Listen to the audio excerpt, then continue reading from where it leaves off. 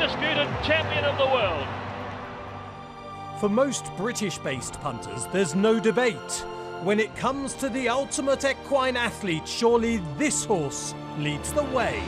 Frankel is after stretch, has found 2 to 3 lengths, Celebration, an immortal burst, Frankel being held together, Celebration 2 lengths down, Frankel now in full cry, Celebration and immortal burst, 2 quality horses, a major look, mere mortals, as Frankel remains unbeaten and wins the QE2. But here in Australia, you won't find a single man or woman who doesn't believe Black Caviar, trained by this man, Peter Moody, isn't the best in the world. But it's Black Caviar by 2 lengths. Here the Angels can't answer this super filly, who races away to make it 5 out of 5. What a start! Black Caviar away by 4 lengths with 150 metres to go. This is unprecedented, 10 straight. She is unparalleled. Black Caviar, perfect. So the Black Flash, Black Caviar kicks away a length and a half in front. Black Caviar away now. She is unbeaten and still the indisputed champion of the world. Just spine-tingling to watch that. What a horse. She's just a beauty. The Black Caviar story dates back to 2007, when longtime friends Colin and Janine Madden, Gary and Kerrin Wilkie, and Neil Werrett hired a houseboat for a regular jaunt to Echuca in Victoria. The latest adventure was no different to any other, besides Sydney-based businessman Werrett's insistence that the group get organised and buy a racehorse. On the same boat the next February, Werrett's idea had become a commitment, and within weeks, the commitment had a price tag and a pedigree. Racehorse trainer Peter Moody had just spent $210,000 Aussie on a big lump of a filly by Bel Esprit at the Melbourne Premier Yearling Sales. Moody still has the sales book he mused over. She got a Q for quality actually, which is an unusual marking. It's basically, I don't go about potting them too much, either for a no or CE, which is correct enough. And even though I knew she had a few issues there, she was correct enough for me. Okay, good size and body and a Q for quality. Werrett had already raced horses with Moody, who advised his old friend to form a syndicate. Pete rang me up saying he's found a horse because I'd asked him to find a filly for us with a group of friends, and he rang me up and said, you should come down and have a look at this filly. I think I found the horse for you.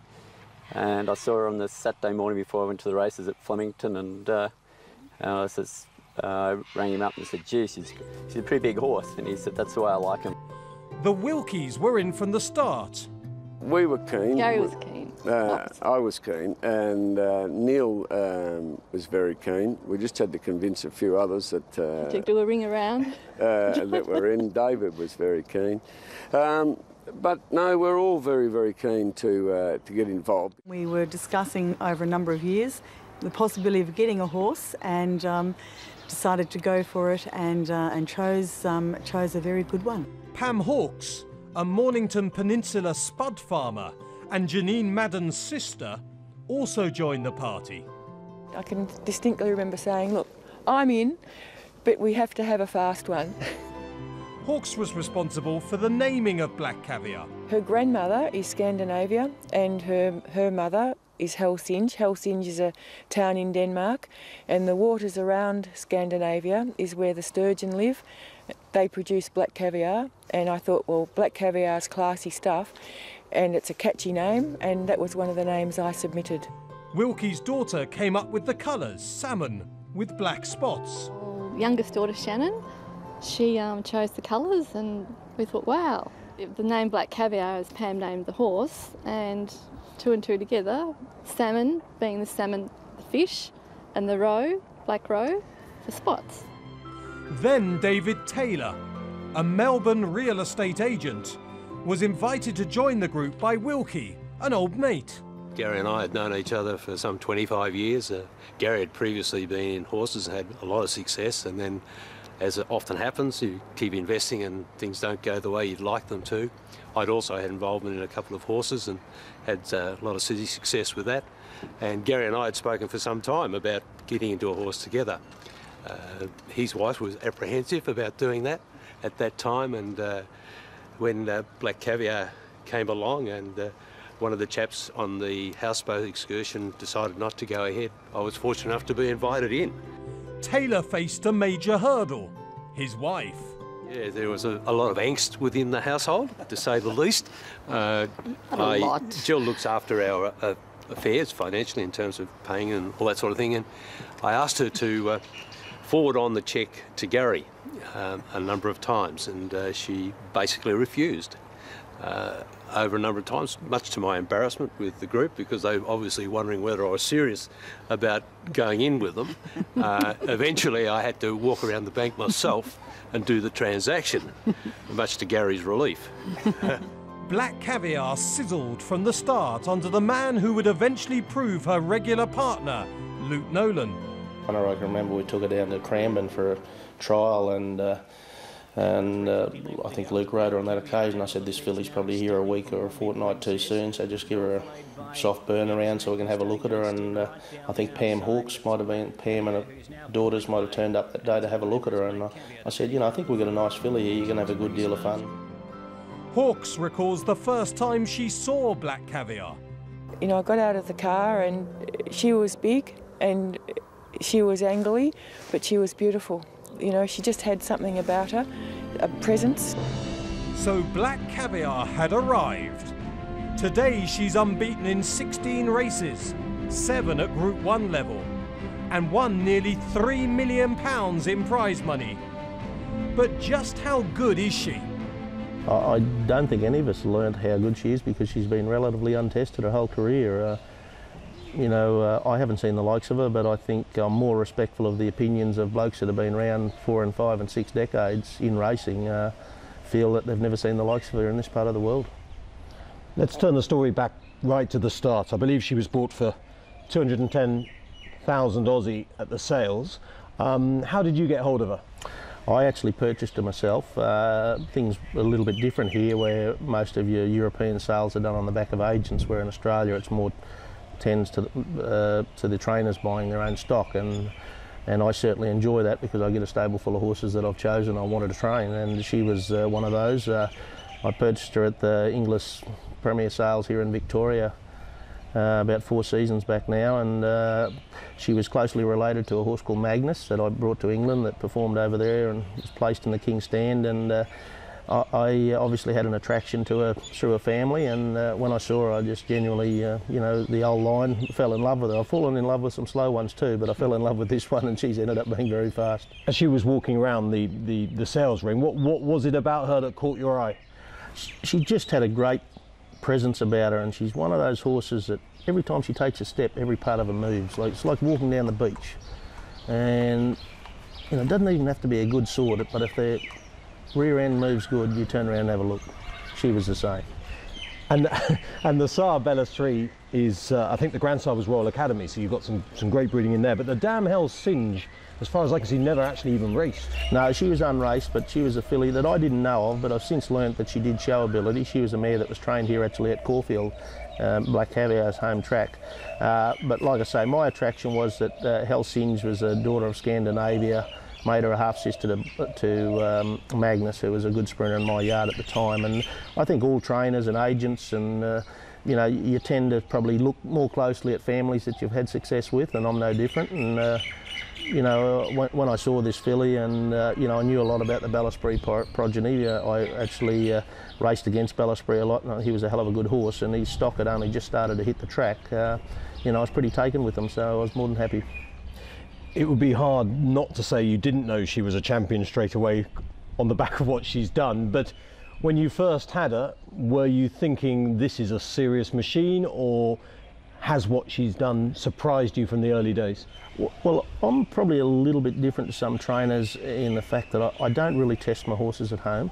I get a very good feeling that they can run and they're good, but how good I don't find. Like, I don't set horses out to to be competitive or become chopping blocks for other horses at home. I'm all about trying to encourage them to run fast. So from a very early age, I knew she had very good ability, but I never ever put her against the clock or put her against an older, more experienced horse or a horse with stakes form or whatever to really get a feel of it. I was just happy to let her evolve as time went on, and she's just continued to improve each and every preparation. She started off by winning over a maiden by 5 lengths, then she wins a listed by 6. She runs twice as a 2-year-old. After those 2 runs, were you thinking, I've got something here? I really did. Her first start at Flemington was phenomenal for a young, uneducated horse that had never been to the track, and it's quite daunting, the Flemington Straight. But she just did that on raw ability. And the second start, when she missed the kick slightly here at Caulfield, and even though it was a listed race, there were some horses in it that had showed considerable promise, and the way she disposed of them that day, I thought, well, we have got a serious horse here. Early days, you're never sure. You wonder whether it's a speedy squib, or you're not sure what it'll carry them, what that pace will carry them to. But when she put those horses away at a second start, and some of the jockeys that rode in that race, older experienced jockeys, came back and they were just gobsmacked that this horse had made theirs look second rate. I started to get a bit excited there. 3 lengths cover them only now, and it's Noesis joined by Black Caviar, and Nolan sitting pretty quietly on the hot favourite as she takes over the running. Miraculous Miss getting up on the inside into 3rd placing, but Black Caviar opened up 3 lengths around the turn from Noesis. Miraculous Miss running on fairly well, but Black Caviar is all class, and she coached down to keep the perfect record by about 4 lengths on the line. The Danehill was a really good horse, and of course she came back as a 3-year-old and won the Group 2 Danehill Stakes very easily. And there was a stumble in that race, I think, at the start, which worried some people, and she overcame that. So you knew she not only had ability after that, but she was brave as well. Yeah, most definitely. Like that day, she, if it hadn't been for the horse in gate 1, she would have nearly fallen completely over. She drew 2, and the horse in gate 1 actually picked her back up and carried her. And she was able to win that day, but she did injure herself. She tore all the muscles through her chest region, and she pulled up quite sore that day. And in doing so and carrying that injury, she beat another Group 1 sprinter of mine called Wanted, who I had a very high opinion of. And for her to do that in that race, it was certainly something very special. But then, of course, my concern was making sure that I was able to get her back to the races. So she had some time off. I mean, is she, although she's had quite a few races, is she a fragile horse to train? Is she a horse you just have to be careful with? Well, early on, yes, because she was so big and powerful, and she really didn't know her own strength. She had a very bullet-a-gate attitude. Like, it was lay around and sleep or go flat to the boards, and she didn't know how to look after herself. She didn't know her own strength, and I was very mindful of that. And when she sustained those injuries in the Danehill, I was forced to put her on the sidelines, and I think that's helped her mature physically. It helped her bone harden, and where I might have considered pushing on where I maybe shouldn't have, I was forced to put her aside and put her on the sidelines. And it hurts to put a horse on the sidelines with that much ability, I can assure you. When it says something about your ability as a trainer, the fact that she has these chest problems, she comes back, she wins the Group 2 Australia Stakes at Moonee Valley against the older horses, but then she has a leg problem. She did once again, and it was brought about by her own undoing. The sort of big, strong filly. What she did, she pulled a pinhead of bone off a suspensory attachment. In layman's terms, for someone thick like me, what does that mean? Where your ligaments join your ankle, basically. Sprained ankle, badly sprained ankle, and where the ligaments attach themselves to the bone. So she's walking around lame? She's walking around lame, and when that ligament pulls away from the bone, she actually pulled a bit of the bone away with it. So once again, she had to be given more time to let that settle down, and that's something that she carries. That's never going to go away. Actually, their system probably dissolves the bone. It's not there, but that never reattaches. So you're always very mindful of that also. Is this, though, not paving the way slightly? I mean, I'm sure you know, got a great chaser in our country called Corto Star, who had an injury as a younger horse, but ironically, that may have made him be able to carry on for many more years because he hasn't been used so much quite as a younger horse. Do you think in some ways why she might be so good now is because she wasn't over-raced at 2 and 3. Most definitely. I think that's certainly been a big part of her success, that I was forced to give her that time on the sideline, and that's allowed her to mature. And I think we all tend to probably over-race them, probably more so in this part of the world where we have that big emphasis on 2 and 3-year-old racing. You know, everyone wants that quick return, and we're probably not as patient as your trainers or trainers in other parts of the world, because that prize money's there on offer. It's very hard to put them aside, and that's why she's now 5-year-old and only had 14 starts, where you know, you look at our form card or our race card on Saturday, you'll see 3-year-olds that have had 20 starts. You know, and I really think that's gone a big part to her longevity, and you know, that's probably why we can see her race successfully maybe for another season or two beyond this. Black Caviar boots up on the inside, goes to the lead. As they corner, she slips away under a hold early. Black Caviar opened up 3 lengths on Winter King. Tully Dreamer was gone. First Command Micmac running on General Truce down the outside, but it is Black Caviar well clear with 100 metres to go. 3 or 4 on Winter King, and Black Caviar back as brilliant as she left. Won it by 2, eased up. But Black Caviar took True Persuasion and dashed for the lead. Going for 7 straight, and the favourite went away by 3 lengths now. They're not making impression on her. Black Caviar well away from True Persuasion. Hot Danish is boxing on well, but it is all Black Caviar. 7 straight. She's canted home by 5 lengths. She comes back as a 4-year-old. She continues her winning spree, but perhaps her most important success to date comes in the Patinack at Flemington, when she's taking on horses like Haylist, Star Witness, Melito, All Silent. I mean, horses established as proper, if not world-class sprinters, and she destroys them. Yeah, well, that was her first test at Group 1 company. You know, when she hurt herself in the Australia Stakes, I was kicking myself because I had the opportunity to run her in the Group 1 Lightning. And I chose the Australia Stakes and took the softer option, and I thought I could win the Lightning with another horse who unfortunately was wanted and went on and got beat a Nostril. So, and I thought, oh God, I hope I haven't buggered this up. I've never had a horse with so much ability, and she's never going to get the opportunity to win a Group 1 race. But you know, we had to be patient. Some 8 or 9 months down the track, and that Patinack at last year's Spring Carnival, you know, that was the coming of her. Like you say, she took on proven Group 1 weight for age stars, and she gave them a dead set toweling. You know, she made them look second rate, and I think that's when everyone stood up and thought, well, this is a serious horse. Black Caviar at the 200 metres. The crowd starts to applaud already. She's gone 3 lengths in front. Haylist can't go on. A good battle for third, but this is why she's rated the best in the world. Have a good look at this. Black Caviar is going to be eased down to a canter. Scored by 4 to Haylist. She just keeps on winning effectively. She keeps beating Haylist a lot. Does it in any way lessen her form, her ability on the worldwide stage, that she continues to beat the same horse over and over? I mean, haven't we just established she is faster than Haylist? Yeah, listen, I think so, and I can see that perception, but you know, along with Haylist, you've mentioned there was horses like Melito, who was a Group 1 horse, Crystal Lily, who was a Golden Slipper winner. You know, she continually towed these horses up, but you can only race what's there, and I suppose you know, a lot of good horses go through that. You know, there's only certain races that these horses can run in, and only certain opposition that are good enough to continually take them on, I suppose. And you know, what do? They're great races with terrific prize money. Do you not run because of lack of opposition? You know, I don't think you can take away from her what she's done to them, you know. For me, in many ways, her hardest race was off the track, when she beat So You Think, to be voted by the Victorian Thoroughbred Racing Awards as the Horse of the Year, which back home, I think we're beginning to understand just how highly So You Think was rated over here, and she smashes her up in the awards. As a 4-year-old and winning that award that year, what was the race you most enjoyed during that campaign? I think her only run at handicap conditions, the Newmarket Handicap, where she ran a race record, and it's a race of over 100 years of history. And she broke all weight carrying records for a female. She carried 58 or 58.5 that day. And once again, she did it so effortlessly, and she was only a tick outside the course record, being eased down. You know, I thought that was probably her most dominant win under those conditions. Like, she gave most of the field 5 and 6 kilos, and for a 4-year-old mare to do that, I thought that was a tremendous effort.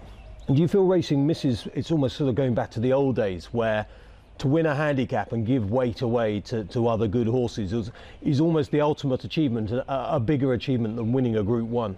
Yeah, well, you know, we're one of the few countries in the world that have Group 1 handicaps. I know in your part of the world they're weight for age or set weights races. You know, it is the ultimate test for a good horse to give other horses weights. You can beat them, you know, obviously in all the set weights races she gets an allowance, the female allowance, but to beat older horses and also male horses and giving them weight, you know, I think that was certainly her most dominant victory, and to do it comprehensively, you know, it was a very big effort.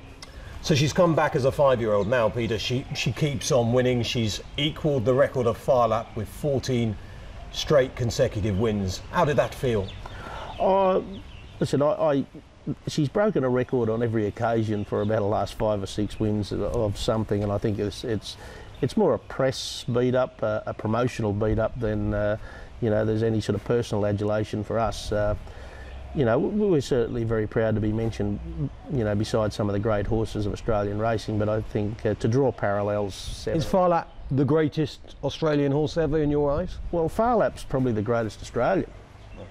He's New Zealand bred, you know, American owned or whatever, and trained by an Aussie, but he's probably one of the greatest Australians, like well before mine and your time, but he carried this country through a depression.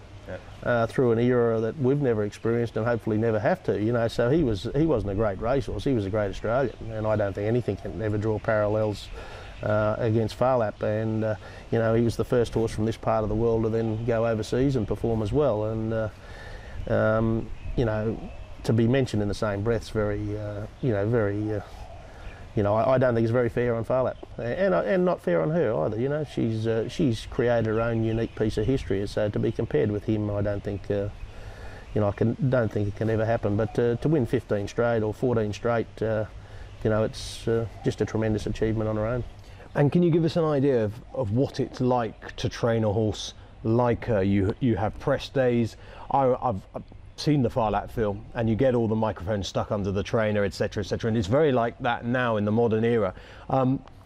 How much pressure is there on the trainer? Do you have sleepless nights? Do you wake up in the middle of the night dreaming of Black Caviar? I mean, what's this? How does it make you feel on a personal note? Oh, listen, I'm a pretty laid-back sort of a bloke, so not a lot phases me, not a lot worries me, and I've been fortunate enough, I've never trained the likes of her and probably never will, but I've trained some nice horses, so I've always sort of learnt to handle the press and the public quite well, even though I like to consider myself a very private sort of a person. But you know, she's changed nothing about us. The pressure is probably brought upon by the hysteria she's created outside racing. The people that maybe don't understand what we do, and sometimes you get a bit upset when you're asked what might seem silly questions to us, but someone that has no understanding of what we do or racing, they're probably quite... I haven't even started yet, Peter. These are the sensible ones. Yeah, you know, that's the pressure. The pressures come from outside the racing industry because, you know, they don't realise what we've got to go through to get to where we're at.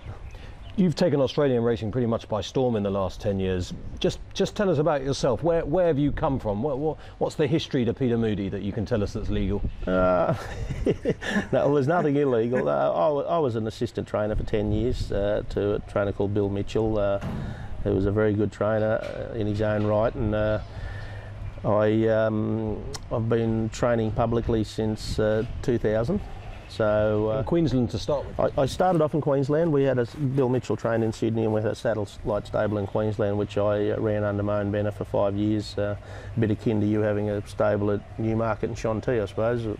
And I ran that under my own banner for 5 years, and under Bill Mitchell's banner, I should say. And then I kicked off on my own in 2000. So I trained there for I think 2.5 seasons, and Queensland's a great place and a great lifestyle, but the racing probably didn't have the emphasis of Victoria or New South Wales, and I decided that I wanted to have a crack at the big time, so I moved my family down south, and I had a couple of nice horses in my yard, and the first year I was down here in Victoria in 2001, I was fortunate enough to win the VRC Derby, which is our oldest Australian classic. And things have just led on from there. I think since about 2003 we've been in the top 5 yards in the country and the top 3 or 4 yards in Victoria, and been fortunate enough the past couple of seasons to be the leading yard in Victoria, and through the deeds of the likes of Typhoon Tracy and Black Caviar, we've been the leading Group 1 stable in Australia for the past couple of seasons as well. As you said, that victory of Amalfi in the Victoria Derby really kicked you off, but you know, you'll be relatively modest, I'm sure, but to overrule the likes of the sort of Lee Freedmans and the Hayes clan, the family, and be the #1 in Victoria, I mean, that is a massive achievement for a man who, when you came, I think you only had sort of 8 to 10 horses. Now you're, you know, a big gun. Yeah, I think I took advantage of a few changes there amongst a couple of our big yards. There was changing times, and you know, talking about our 2 biggest yards, the Hayes stable had been through a few changes over the years, with David being away in Hong Kong and the passing of his brother and a few other trainers, and Lee Freedman looking at different avenues of his training career. So you know, I think I just took, I arrived, I was Johnny on the spot. I arrived at the right time, and that was the reason I came to Victoria, because it was pretty much a level playing field, where New South Wales was dominated by the now Darley stable, which used to be the Ingham stable, Crown Lodge and Gay Waterhouse. Victoria was always pretty much a level playing field, and I find Victorians tend to probably, you know, as well as play at home, they play away a lot. Like they tend to travel. It's a great spot because we've got very easy access to New South Wales, as well as South Australia, Tasmania racing, and it's more central. And you know, I thought there was a good opportunity to have a good crack here, and I've done it, and thankfully it's been successful. And you know, I think a big part of my success has been the team that I've built around me. I've prided myself on being able to buy and select good horses, but more importantly, I've surrounded myself with the right people that have enabled me to have that success. The past has happened, the present is relatively interesting, but the future is always more exciting. Let's just have a chat about the future. As you know, the United Kingdom has the best racehorse in the world in Frankel. Well, I can only go on official ratings, Peter. If you want to argue with officialdom, that is up to you. So we have the best horse in the world. You have a very good horse in Black Caviar, the second best horse in the world. But if you're going to become the best horse, you need to prove yourself on a world stage, as indeed does Frankel. When's it going to happen, and are you definitely coming to Ascot 2012? Oh, listen, I'd dearly love to. I've been there on 3 occasions now, as you know, and I've got defeated twice, and the past trip I didn't get a chance to compete. My horse went amiss, so I'd dearly love to come back over there and smack a bit of pommy butt after having to lick my wounds and drag my tail home 3 times in a row now. So, you know, I think this horse is certainly the right horse to do it. You know, I've got great respect for Frankel. I watched him win there at Ascot earlier in the season, and he's certainly an extremely good colt, and his Guineas win was something to behold. And you know, he's one hell of a racehorse, and rightfully or deservedly so or not, you know, he's now rated the best horse in the world, and the horse that he did take the crown from is my little girl here behind us. So we've got to try and climb the ladder again. Whether we can, I'm not sure. We're probably a little bit pigeonholed in the races that we can run in. You know, she's predominantly a sprinter. You wouldn't run in both the Golden Jubilee and the King's Stand, though, would you? What would be your preference, do you think? I really feel here at home she's going to be a lovely 7 furlong mile type horse, even though we haven't got her to those trips yet. But my intention is to run her at 7 furlongs at least once, if not twice, before she comes over to Ascot next year. And I'm sort of remaining open-minded to the fact that, you know, if things did, you know, go as we'd like to see, you know, if her form holds, well, that's the only reason you'll see her. If she's still undefeated, she'll come to Ascot. If she gets defeated for some reason, there's a problem and she won't be there. But if her form holds and we're there, you know, I wouldn't totally rule out running in a mile race, even at Ascot. But at this point in time, the race I'm looking at is the Golden Jubilee. So, I mean, presumably you'd be talking about the Queen Anne Stakes over a mile if she was to come. Realistically though, Peter, I mean, you know horses. In a country you might be able to allow Black Caviar to run over 5 and over a mile because she's quality in that country. But on the world stage, to suggest a horse is going to be a champion at 5 furlongs and a champion at a mile, I mean, I can't think of a horse in the history of the world that's ever done that. Well, we're a little bit more open-minded, I think, with our racing than you are.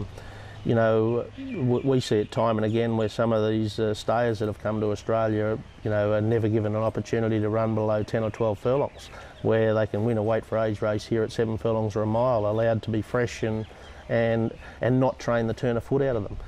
Is it more about class than ability, though? If your horse just has more class, can run faster, then the distance becomes less relevant? Possibly, but I think train for certain races.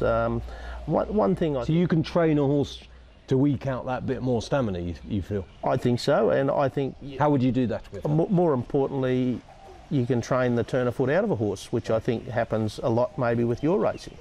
Our races, whether it's Caulfield Cups, Melbourne Cups or a Golden Slipper at 6 furlongs, everything we do to train our horses here in Australia is to have a turn of foot, to be able to quicken in a race where you're racing, whether it's at 5 furlongs or 5 mile, tends to be sort of dow and strong and build as you go, where we train our horses to sit up, hold up, and then being able to let down and quicken. And which could be very much why we've seen horses like Americain and Dunaden suited to your way of racing, because it's the French style, effectively. Yeah. Go slow, quick spurt at the end. Yeah, and finish off. And a horse like her, I think the only reason, you know, I've been a little bit reluctant to step her up at this point in time. Everything she does at home for me indicates that she's going to want. But it'd be heartbreaking, wouldn't it, to have this unbeaten horse, just say she goes up to 30 or something over 5 and 6, and then Peter Moody runs her over a mile and she gets beat and her unbeaten record goes. I mean, it's stupidity, isn't it? Or is it just the fun of the game? No, well, she's a racehorse. Yeah. You know, they're all there to be beaten. And, you know, do we want to be a cream puff champion? You know, what we call in Australia a meat pie champion. You know, everything's set up. I think the great thing about Australian racing is the great unknown. The disappointment we find in taking in a lot of your racing is everything is choreographed. You tend to know what's going to happen. You have these pacemakers. You have 2 and 3 runners from one stable wanting to set up races for horses. Well, I know you think So You Think, for instance, has been raced badly in Europe. You know, in Australia we don't have someone polishing our balls. We get out and bowl our own. And, you know, prime example, a horse like So You Think at Ascot last year, like a big, bold, front-running horse that he, you know, I've got no doubt in the world he would have won that race at Royal Ascot if he didn't have a pacemaker in it. Your champion Frankel was nearly brought undone in a race with a pacemaker, and I thought his most brilliant win was his Guineas win, where he made the pace and demolished the field himself. Why would you entertain the thought of having stablemate pacemakers getting in the way and annoying it? You know, our horses go out and this horse goes out and she does things on a merit. She can be taken on by the opposition, she can sit back off them, do whatever. Where everything you seem to, you know, for these horses, it's all choreographed. You know what's going to happen. And I think that sometimes you see it totally stuffed up because too much planning goes into it. It's the great unknown in our racing. And, you know, I've got no doubt in the world where my mare could come out and sit at the girth or sit at the back of Frankel or sit at the girth of the pacemaker. I know she's going to let down and run a last 2 in 21.5, 22. And I don't care if it's Frankel or whatever else you got over there, you're not going to run past her. So closing, Peter, with the ability of Black Caviar, and this will be hard for you to answer because you won't like talking about other horses, but we've seen Takeover Target come over and destroy horses even when he's 50 years old. We've seen Choisir do everything. We've seen Miss Andretti. But the impression I get in Australia is that everyone here thinks Black Caviar's in a different league to those horses. You've never seen the likes of her go to that part of the world from here in this category. So You Think went over as our champion, and it's probably he's lost his tag over there. But the likes of Miss Andretti, Takeover Target, Choisir, Scenic Blast, you know, they would struggle to be competitive with this mare. And this has been said by their trainers, not by me.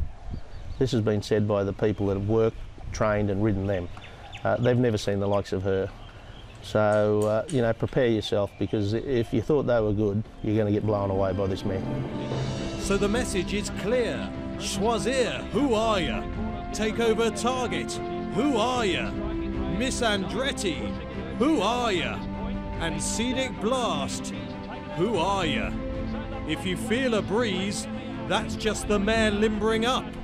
Black Caviar has taken sprinting to another level. In fact, you could argue the equine experience in general. But she is unbeaten and still the indisputed champion of the world. And the Black Caviar, the best in the world, races away. Start number 13, unlucky for some, not for this one. Away she goes. What a champion. 14 straight. If you've come to see the greatest, here she is. 15 straight, she just keeps trotting them out. The Wonder Mare. Black Caviar now by 3. The mighty champion is going to make it 16 straight. We've never seen the like of her before. Black Caviar kicks away a length and a half in front. She is unbeaten and still the indisputed champion of the world.